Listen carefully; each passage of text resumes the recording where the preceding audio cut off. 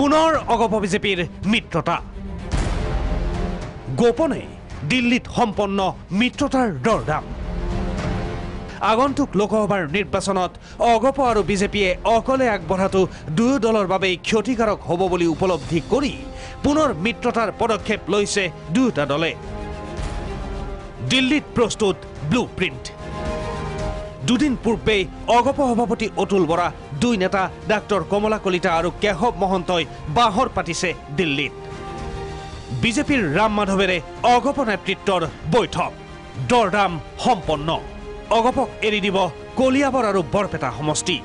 এখন আসন দিব ৰাজ্যসভাৰ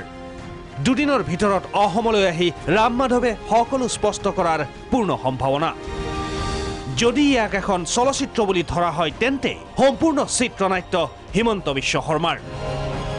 অসমত থাকিয়ে সকলো পক্ষৰে গোপনে কথা পাতি সমস্ত প্ৰক্ৰিয়াটো আগবঢ়াই লৈ গৈছে মন্ত্ৰী হিমন্ত বিশ্ব শৰ্মাই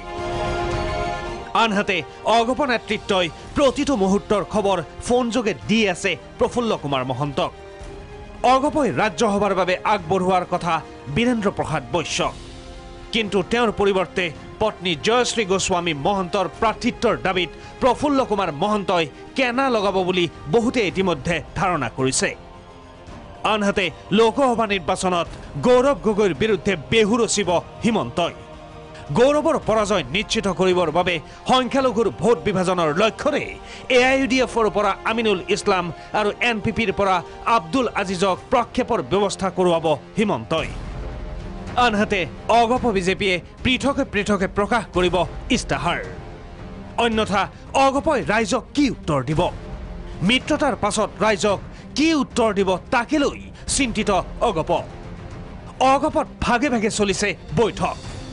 ৰচিব ৰাইজক বুজোৱাৰ কৌশল অব্যাহত আছে বিজেপি নেতাৰ কৌশলপূৰ্ণ কাম কাজ আৰু মন্তব্য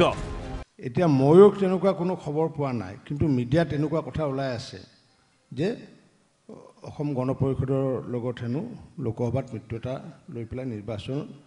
হ'বগৈ আমাৰ তাত কিন্তু খবৰ নাই দিল্লীৰ পৰা বা ৰাষ্ট্ৰীয় সমিতিৰ কোনো কথা কোৱা নাই কেনে আপোনালোকক সুধিব বিচাৰিছোঁ যে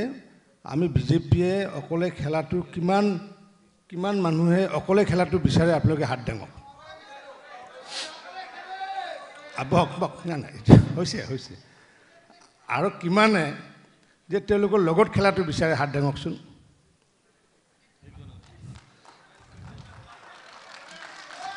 এই স্থিতি হয়